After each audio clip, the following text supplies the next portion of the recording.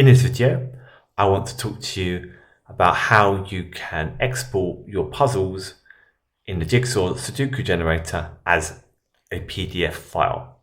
So, under Export Format, if you click PDF, this will load the following options. Now, if we start on Basic Settings, our first option here is our page size. So, in the drop-down menu here, you can select from a variety of preset KDP trim sizes. And then what I can do is I'll select one here, 8x10. If I then hit Update Preview, this will then, rather than just show the puzzle on its own like that, it will display the puzzle on a 8x10 page. Now, depending on your settings, the preview might take a little bit while to generate, so please be patient. So here you can see if I generated it like my settings are right now, this is what it would look like here, and I can click on that and I can get a bigger version like so. So as you can see, I have 6 puzzles per page, and then I have the one solution. So what then you might like to do, for example, is I might want to show the title because I'm putting it straight into a PDF, and rather than exporting them as separate files, I might want to show the title above each image. So if I tick that box there and then hit update, this will then update my pages and show them with the title above. So we'll just wait for that process to complete again.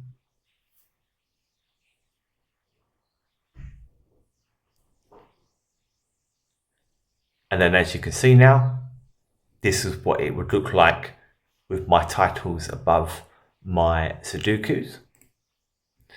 Now after this is perhaps very important, and that is to set our minimum margins. So you can set a top and bottom margin, which is obviously at the top here and bottom here, our left and right margin, which is here and here, and remember these are minimums, and a gutter margin. So if you are creating a book with a large amount of puzzles in, what you might like to do is add a gutter margin, and this will move the puzzles outwards towards the edges of the page to stop them appearing to be sucked in on larger books. So again, you can type in here, for example, if I wanted to increase my top bottom margin, again, I might want a top bottom margin of 1. So then if I hit update my preview, this will then give me an updated preview of exactly how my generated PDF will look, obviously before I generate. So we just wait for that to complete. And as you can see, it's now updated, and I have a larger margin at the top and bottom. Our next option here is our puzzles per page. So at the minute I'm on 6, but you can choose from anywhere from 1 up to 8. For example, let's go for 2, and then the same for our solutions here. So at the minute it's 1, but again I can choose 1, 2, 3, 4, 6 or 8. So let's go for 2 puzzles per page and 8 solutions per page, and then I'll hit update just to get an updated view again. Now also what you can do is obviously change the visuals of how these puzzles look and the fonts, but I will cover that in another video. And here I want to just purely talk about the PDF export functionality. So here we are again. As you can see, I now have my 2 puzzles per page and my 8 solutions, but perhaps let's make that margin a little bit smaller because we've got plenty of room. So I'll hit update again and just wait for that process to complete again.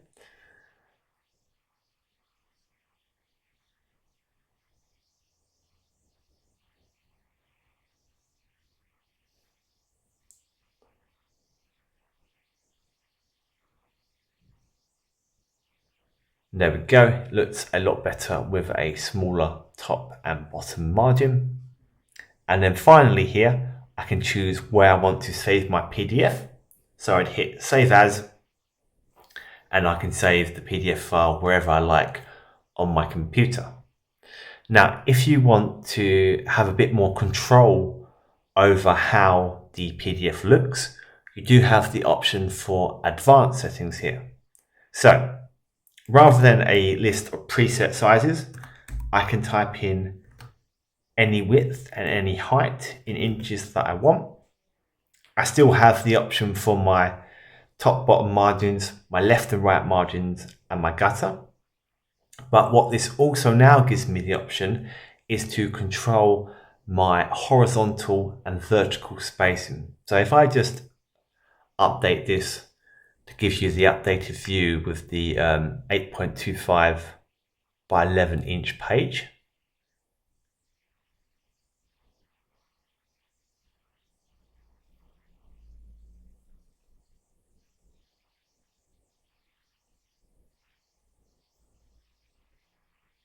So here I have my updated view.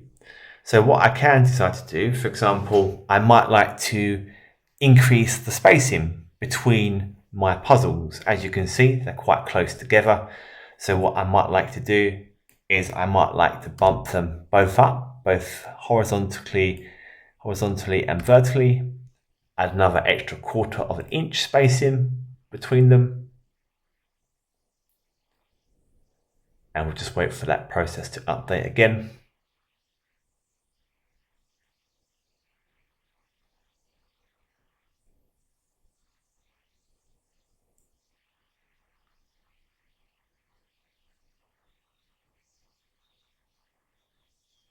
And as you can see now, I have a larger space in between, both horizontally and vertically in my puzzles.